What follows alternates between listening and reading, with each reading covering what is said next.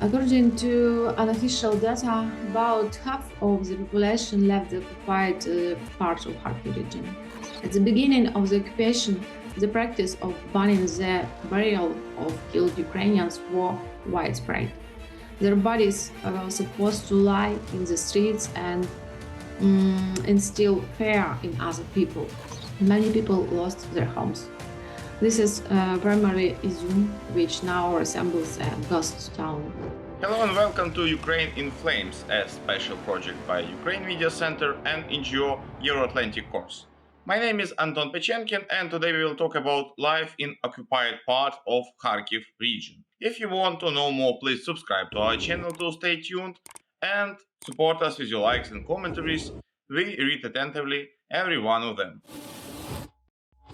Russian war against Ukraine started not on February 24 this year. The first chapter of this was the annexation of Crimea in February and March 2014, and the second chapter, the hybrid invasion to Donetsk and Lugansk regions in April-May the same year, 2014. After the direct clashes between the Ukrainian and Russian armies in Donbas during 2014-2015, the front line there was frozen by the notorious Minsk agreements. Ukraine used these 7 years from February 2015 to February 2022 to strengthen its military positions along this frozen frontier in Donbas. Military units protecting this line were considered the most combat capable in the whole Ukrainian armed forces. Putin and his military commandment knew well that the best Ukrainian forces are concentrated in Donbas. That's why, having approved the decision to start the full-scale invasion as one of the tasks, Russian High Command ordered to encircle Ukrainian military units in Donbas. This attack must have come from two directions: one from occupied Crimea from the south, and second from the north, from central Russia. And this arrow laid through the Kharkiv region, which thus appeared to have extremely high strategic importance. On the first stage of the invasion, this plan worked. Russians occupied almost a half of the Kharkiv region, including the city of Izum, extremely important transport hub on the river of Seversky Donets. However, later the Russian offensive got paralyzed. Till now, the positions of both sides near Izum are almost the same as they was in March and April. Russian plan to annihilate the strongest part of the Ukrainian army by only one strike failed. Now these territories are under Russian occupation for almost half a year. Unfortunately, they are not in such focus of attention as Kherson or Zaporizhia regions. Today we will pay this attention to life there. Our expert and speaker is Olena Konoplia, volunteer and expert in communications. She tells about the extremely heavy conditions for the local population on these occupied territories, about collaborators, and about Russian propaganda. So, welcome, Olena. Currently, 51 communities of Kharkiv region are occupied. There are several hundred settlements captured in February-April. The occupiers created their alternative reality by organizing the temporary administration of the liberated territories of the Kharkiv region in Kupiansk. Kupiansk is one of the largest cities in the region, which borders directly with Russia and is a major railway hub. In almost all settlements, the occupiers appoint their heads. In coordination with the military and collaborators, they organize life in the occupied territories. The presence of the Russian military is maintained all the time, but their constant rotation is characteristic here. This part of region borders both Russia and the LNR. Therefore, the supply of weapons, equipment, ammunition, and soldiers towards Izum and hotspots of the Donetsk and Lugansk region goes through it. They transit, settling for a short period. The countryside and forest serve as a shelter for military vehicles and placement of artillery. with subsequent opening of fire at the position of the Ukrainian armed forces. The heads of communities appointed by the occupiers also change frequently. Their qualities as managers cannot withstand any criticism. However, they fulfill the tasks set before them. This is intimidation and keeping local residents under control. This is the search and selection of valuable property, the collection of data on the families of Ukrainian military personnel, hunters, volunteers, officials. This is also the export of Ukrainian grain to the territory of Russia or territories previously captured. Selection of collaborators, of course, assistants who are ready to provide information about their neighbors, prepare food for Russians, settle Russian soldiers in empty houses. And of course, this is massive Russian propaganda and disinformation. This area are out of mobile connection. Some people in the occupation sometimes go to other areas to call their relatives. According to our research, the biggest problems of people in the occupation are the lack of communication, family separation, and psychological and physical pressure from the occupiers. A big problem is the lack of medicines and money. If younger people who have cars can still somehow go to other occupied territories and withdraw money from the card, then the most vulnerable categories cannot do it. Since the end of winter, retired people cannot receive money as Ukrainian state institutions, including banks and Ukrposhta, don't work in this zone. The situation with medicines is critical, especially for cancer patients and insulin-dependent patients. As for food, the situation is better for those people who have their own farms. With chicken and their own vegetables, they can somehow survive. The situation is worse in cities. Products of very low quality are imported from Russia. There are no Ukrainian products. The ruble circulated on with the hryvnia and an inflated rate. Prices are several times higher than Ukrainian prices, especially for industrial goods. Local businessmen and farmers who did not leave are forced to buy a so-called business license and pay taxes to the occupation administration. Law enforcement agencies created by Russians and collaborators work in the occupation. Officials of Federal Security Service of Russia also visit the occupied cities and villages. The practice of kidnapping people is widespread.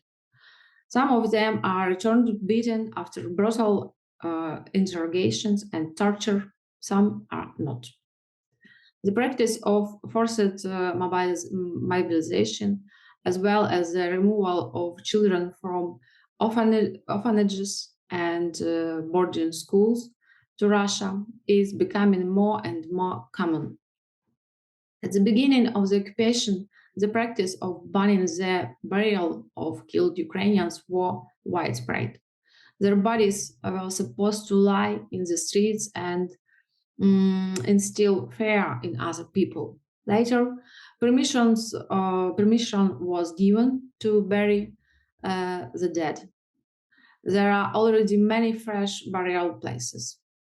Fixation of war crimes is complicated by the fact that their witnesses remain there in the occupation. However, it is now possible to file a war crime complaint even by phone to the hotlines of the Security Service of Ukraine and the prosecutor's office, and after a certain time. Investigative action, exhumation of bodies are usually possible only after the liberation of these territories. Many people lost their homes. This is primarily Izium, which now resembles a ghost town. However, Russian television, which often visits the occupied territories of the Kharkiv region, makes stories in which it shows staged pieces of a seemingly prosperous life and the restoration of order by the new authorities. This video distorts reality beyond recognition, portraying the invaders as heroes, handouts in the form of warm growths as great charities, and the shelling of civilian infrastructure, of course, is blamed on the Ukrainian military. There is a well-known case when Russians from one occupied village fired at a farm in another and then carried around the village fragments of shells with the letters HIMARS written with a marker. They said, you see, there are no foreign weapons in the arsenal of the Russian army. The Ukrainians fired at you with American weapons. Some Ukrainians agreed to cooperate with the occupiers under pressure, sometimes for reasons of security, material gain, or of their own free will. In particular, some teachers agreed to teach in schools according to Russian programs. To do this, they underwent training in the cities of the LNR. But it is difficult for the occupiers to open the schools. Most of them have been damaged by shelling by Russian soldiers who during the spring placement broke furniture, destroyed or stole computers and other equipment. According to unofficial data, about half of the population left the occupied part of Kharkiv region. The main exit corridor is a damaged dam across one of the rivers. The Russians have set aside one day a week when they release people for a few hours into the territory controlled by Ukraine. Thanks to volunteers and local authorities, this process is quite well organized. Since the end of May, when mass evacuation was started, about 15,000 people have left through this corridor. They settle mainly in Kharkiv or neighboring regions, mostly do not want to go further, waiting for the quick liberation of their cities and villages. However, the occupation drags on. For those who left, in addition to moral problems such as anxiety for their relatives who remained in the occupation and longing for their homeland, the most acute problem is the lack of work. The problem of paying wage to state employees who are considered to be idle is acute. Often, the monthly budget of family that left for the free territories consists of 5,000-6,000 hryvnias, that is about $150. With these funds, you can barely rent the smallest apartment, and there is not enough money for food and other things. Humanitarian help from Ukrainian and international funds is very helpful. Many forced migrants left their homes with one bag, so the problem of warm clothes and warm homes will be acute at the moment.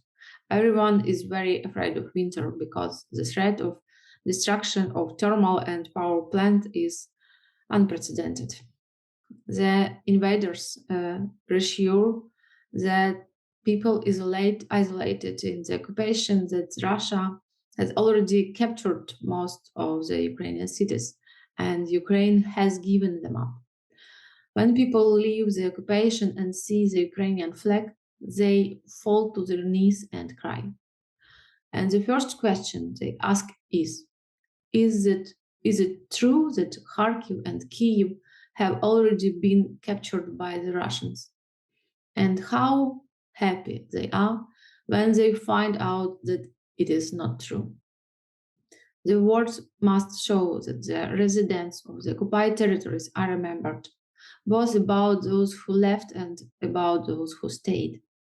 The two most important problems that require an urgent solution are the establishment of humanitarian corridors for the delivery of medicines and products to Ukrainians under occupation and support for those who have left. These are our people. We have to take care of them. According to surveys, about 90% of people who temporarily left are ready to return only after the liberation of these territories. More than half believe that this liberation will take place before the new year. To the question, what will you do first of all when you return? Most answer, I will hug my relatives and go to restore everything that the enemies destroyed.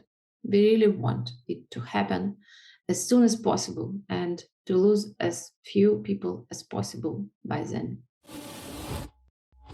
You have been watching the special project by Ukraine Media Center and NGO Euroatlantic Course dedicated to the Russia-Ukraine war, Ukraine in Flames. In description there is also information how personally you can help Ukraine in our struggle for our freedom, and if you find our job interesting and useful, don't hesitate to like and share this video. Thank you for watching, and everything is gonna be Ukraine.